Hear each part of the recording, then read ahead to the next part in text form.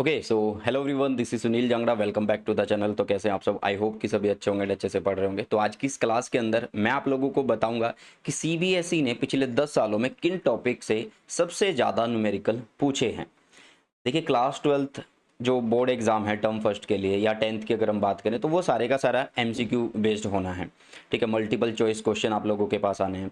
तो कई बच्चे क्या कर रहे हैं, फिजिक्स के अंदर डेरिवेशन छोड़ रहे हैं। ठीक है, कई बच्चे क्या कर रहे हैं, न्यूमेरिकल्स की प्रैक्टिस को छोड़ रहे हैं। बट आज की ये वीडियो आप लोगों को इतना मैं बोलूँगा कि बहुत ज़्यादा हेल्प करेगी। मतलब 101% आपका जो न्यूमेरिकल को लेकर डाउट है ना, वो सारे का सारा क्लियर हो जाएगा। सो इस वीडियो को लास्ट तक देखिएगा। टॉपिक्स का स्क्रीनशॉट लेने से कोई फ़ायदा नहीं होगा। मैं आपको प्रॉपर बताऊंगा चैप्टर वाइज, जिन टॉपिक जो मैंने लिखे हैं टॉपिक, उनमें उनके ऊपर किस तरीके का न्यूमेरिकल पूछा जाता है। तो चलिए वीडियो को आगे बढ़ाते हैं। एंड आगे बढ़ाने से पहले यही बोलूँगा, अगर चैनल को सब्सक्राइब नहीं किया सब्सक्राइब करिए। हम 50,000 के बिल्कुल क्लोज हैं और जल्दी से ही 50K को टच कर देंगे। बट आप लोगों का सपोर्ट चाहिए तो शेयर करते रहिए। एंड सब्सक्राइब नहीं किया तो सब्सक्राइब करिए यार, आप लोगों के लिए ही कंटेंट बनाया जाता है।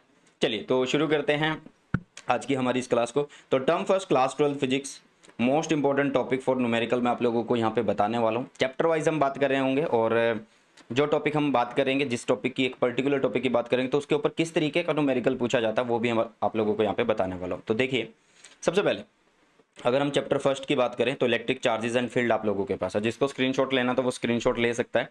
देखो, सबसे मैं आप लोगों को बता दूं कि जो टॉपिक सबसे ऊपर की तरफ लिखा हुआ है उस टॉपिक की प्रेफरेंस ज़्यादा है। मतलब वो टॉपिक सबसे ज़्यादा बार पूछा गया है। ओके, मतलब जो सबसे ऊपर टॉपिक है वो सबसे ज़्यादा बार उसमें से क्वेश्चन आए हैं, मतलब न्यूमेरिकल आए हैं। फिर उससे थोड़ा कम, फिर उससे ये मतलब लास्ट वाला जो होगा वो कम इंपॉर्टेंट है। बट इसका मतलब ये नहीं है कि मोस्ट इंपॉर्टेंट नहीं है। तो देखिए, Gauss theorem and electric flux पे क्वेश्चन आता है। गॉस थ्योरम पे किस तरीके का क्वेश्चन आता है या इलेक्ट्रिक फ्लक्स पे किस तरीके का क्वेश्चन आता है। जैसे कि आप लोगों को क्या दिया होगा कि एक क्यूब दिया होगा और वो बोलेगा कि इस क्यूब में आपके पास जो चार्ज है वो एक कॉर्नर पे रखा हुआ है। ठीक है, और बताइए फ्लक्स कितना होगा। फिर या बोल देगा सेंटर पे रखा हुआ है।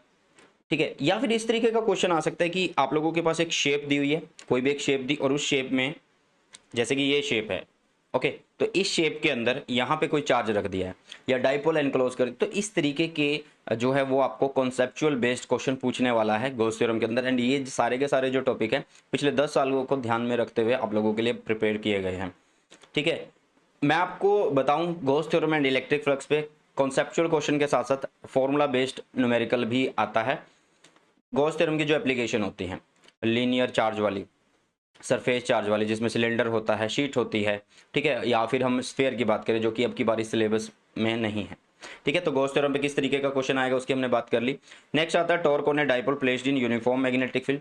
इसके साथ यहाँ पर आपसे पूछा जाएगा कि यहाँ पे न्यूमेरिकल किस तरीके का बनता है। यहाँ पे न्यूमेरिकल या क्वेश्चन की हम बात करें तो वो इस तरीके का बनेगा कि जब टॉर्क लगती है डाइपोल पे, मतलब वो ये पूछेगा कि जब डाइपोल फील्ड में रखा होता है इलेक्ट्रिक फील्ड के अंदर तो उस पर टॉर्क लगेगी या फोर्स भी लगेगी। ठीक है, वो केस बना के देगा आपको, यूनिफॉर्म नॉन यूनिफॉर्म, कब फोर्स लग रही होगी कब नहीं लग रही होगी, इस तरीके का क्वेश्चन। कब उसमें मैक्सिमम टॉर्क होगी, कब उसके ऊपर मिनिमम टॉर्क होगी, तो इस तरीके का क्वेश्चन यहाँ पे बनने वाला है। बात करें electric field due to dipole, most important topic है। हर बार इसमें से एक क्वेश्चन जरूर मिलता है क्योंकि 3 टॉपिक हैं ये, axial, equatorial and at any point. तो भाई इनमें से कोई एक न्यूमेरिकल आपको देखने को मिलेगा। एंड मैं आप लोगों को एक बात बताना चाहता हूँ, यहाँ पे शॉर्ट डाइपोल के लिए जो है, इनके ऊपर जो शॉर्ट डाइपोल है इनके ऊपर सबसे ज़्यादा न्यूमेरिकल आएंगे। मतलब एक्सेल में जो हमें पूरा फॉर्मूला है उसे पढ़ने की जरूरत नहीं है, लेकिन शॉर्ट डाइपोल के ऊपर आ जाता है तो उसको पढ़ो। इसी तरह इक्वेटोरियल का, इसी तरह एट एनी पॉइंट का कोई एक आप लोगों को याद करना होगा। Energy stored in a dipole, ठीक है, मतलब स्टेबल अनस्टेबल की पोजीशन आपसे पूछ ली जाती है, इसको हम न्यूमेरिकल में काउंट कर सकते हैं। वैसे तो ये कॉन्सेप्चुअल बेस्ड क्वेश्चंस की फॉर्म में आता है। कूलम्स लॉ बिल्कुल सिंपल है, भूला बिसरा जो है एक आधी बार आप लोगों के पेपर में देखने को मिलेगा। तो ये आपके टॉपिक बने इलेक्ट्रिक चार्जेस एंड फील्ड के फर्स्ट चैप्टर के। सेकंड चैप्टर पे चलते हैं। Second chapter potential and capacitance आप लोगों को क्या कहता है। Energy stored in a capacitor most important topic है, पिछले 10 सालों में सबसे ज़्यादा जो है इसके ऊपर न्यूमेरिकल पूछे गए हैं। सो एनर्जी स्टोर्ड में सिंपल है, फॉर्मूला बेस्ड है ये सीधे का सीधा।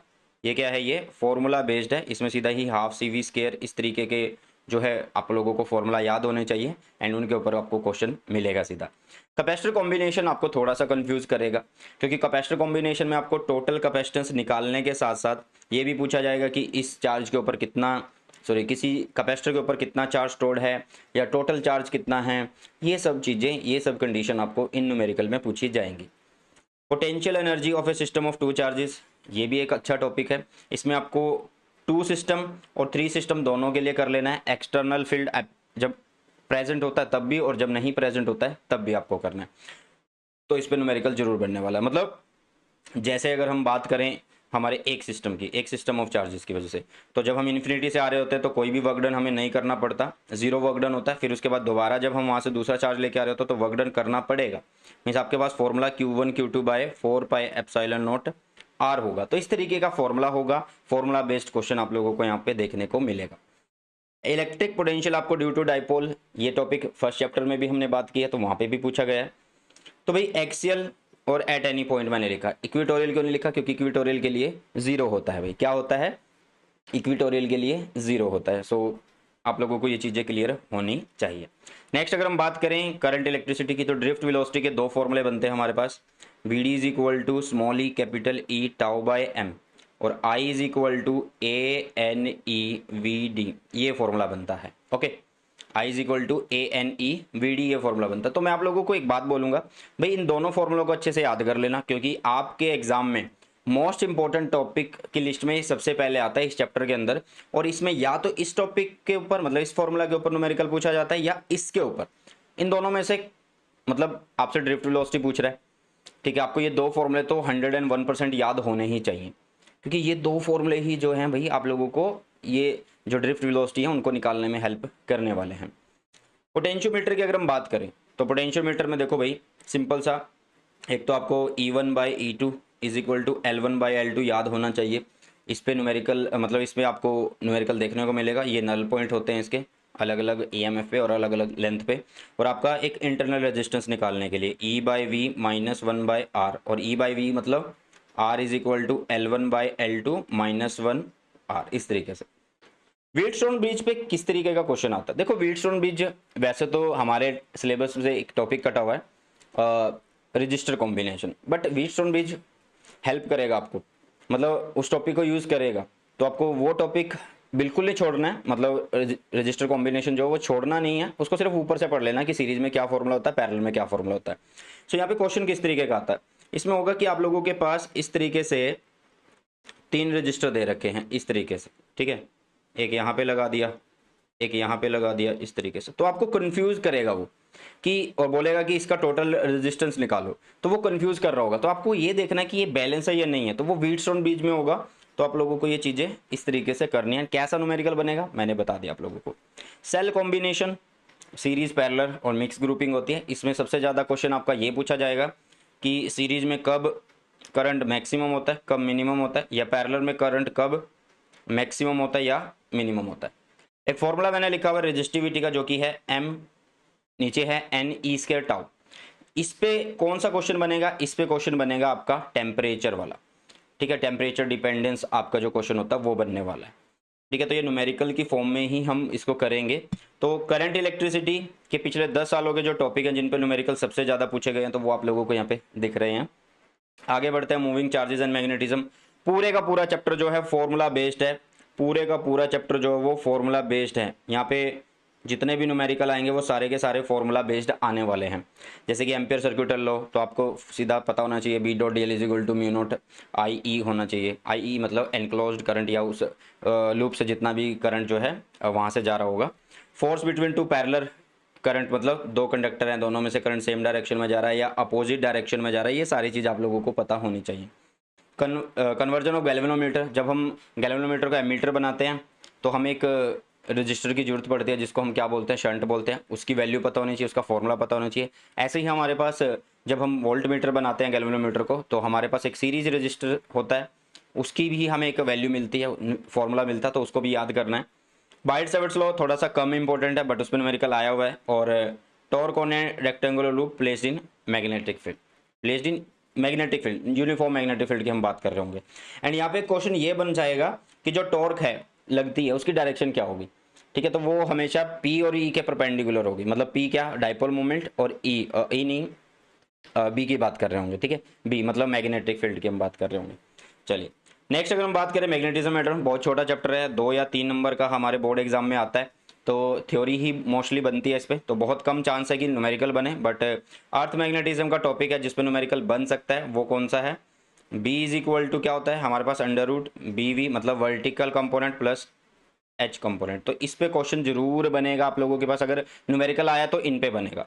या फिर दूसरा टॉपिक है हमारे पास bar magnet as an equivalent solenoid. आपने एक फॉर्मूला किया होगा, B is equal to mu not N I, ये वाला। तो इसी पे बेस्ड एक क्वेश्चन आता है हमारे पास एम्पियर सर्किट लॉ में भी, तो उसको भी आप एक बार जरूर करिएगा। ठीक है, तो ये चैप्टर है पांचवा, इसमें इतनी इंपॉर्टेंट चीज़ें नहीं है, मतलब इसमें हम न्यूमेरिकल के चांस बिल्कुल कम होते आने के, लेकिन अगर आएगा तो इन 2 टॉपिक पे आएगा, earth magnetism and bar magnet as an equivalent solenoid पे। नेक्स्ट अगर हम बात करें इलेक्ट्रोमैग्नेटिक इंडक्शन की, तो इलेक्ट्रोमैग्नेटिक इंडक्शन में सबसे ज़्यादा मोस्ट इंपॉर्टेंट क्वेश्चन कौन सा आता है? लेंज लॉ पे। किस तरह का कि आप लोगों को एक रिंग दिया और आपको ये बोलेगा ये बार मैग्नेट मैं इसके पास लेके आ रहा हूँ, तो इसमें बताओ कि करंट की डायरेक्शन क्या होगी, या इससे दूर लेके जा रहा हूँ तो करंट की डायरेक्शन क्या होगी, या इस तरीके से मैग्नेटिक फील्ड है, ये हमारे पास क्या है? मैग्नेटिक फील्ड है, और इस मैग्नेटिक फील्ड में हम एक कुछ भी मतलब रैंडम शेप का एक कंडक्टर रख रहे हैं और इसको हम इस तरीके से खींच रहे हैं ताकि ये क्या बन जाए? एक सर्कल बन जाए। तो बताओ कि इसके अंदर करंट की डायरेक्शन क्या थी? तो इस तरीके के क्वेश्चन बनते हैं, मतलब लेंज लॉ आपको इंड्यूस्ड ईएमएफ और करंट की डायरेक्शन बताने के काम आता है, और ये बहुत ज़्यादा पूछा जाता है। पिछले 10 सालों में बहुत बार ये क्वेश्चन पूछा गया है। म्यूचुअल इंडक्टेंस और self inductance most important topic है, मतलब इतना बड़ा चैप्टर भी नहीं है, आसान चैप्टर है। म्यूचुअल इंडक्टेंस का फॉर्मूला याद करिए, सेल्फ का याद करिए और क्वेश्चन प्रैक्टिस करने लग जाइए, बहुत ज़्यादा हेल्प होगी। मोशनल ईएमएफ, अच्छे क्वेश्चन इस पे आते हैं। ठीक है, मतलब बढ़िया बीवीएल आप बोल सकते हो, तो इस पे काफ़ी क्वेश्चन पूछे जाते हैं, तो इसको आपको डिस्क के लिए भी पढ़ लेना है। देखो बेटा, मैं अपनी तरफ से इन चीज़ों को नहीं बता रहा हूँ, ये सारे के सारे जो टॉपिक है पिछले 10 सालों में सबसे ज़्यादा किन पे जो है न्यूमेरिकल पूछे गए हैं वो टॉपिक्स है। ठीक है, तो इनको ज़रा ध्यान से देखना है। मोस्ट इंपॉर्टेंट का मतलब ये नहीं होता कि सिर्फ इनको करो, मोस्ट इंपॉर्टेंट का मतलब ये होता है कि भैया तुमने तैयारी कर ली है, तो क्या तुमने इन टॉपिक को तो नहीं छोड़ा? तो भाई अगर छोड़ा है तो इनको करो। ठीक है ना, समझ रहे हो मोस्ट इंपॉर्टेंट का मतलब? चलिए तो लास्ट चैप्टर की तरफ चलते हैं। लास्ट चैप्टर हमारा क्या कहता है? Alternating current. 7वां चैप्टर है हमारे टर्म फर्स्ट का, और ये लास्ट चैप्टर है टर्म फर्स्ट के लिए, क्योंकि 7 चैप्टर ही हमारे टर्म फर्स्ट के अंदर आने हैं। तो एक मोस्ट इंपॉर्टेंट टॉपिक है सीरीज एलसीआर सर्किट। थ्योरी के पॉइंट ऑफ व्यू से देखें, कॉन्सेप्चुअल क्वेश्चन के हिसाब से देखें और न्यूमेरिकल के हिसाब से, तो मोस्ट इंपॉर्टेंट टॉपिक है सीरीज एलसीआर सर्किट या एलसीआर सीरीज सर्किट। इसमें इंपीडेंस पे क्वेश्चन पूछा जाता है आप लोगों को। ठीक है, इसमें इंपीडेंस में आपसे क्वेश्चन पूछा जाता है, तो आप इंपीडेंस पे क्वेश्चन लगा सकते हैं।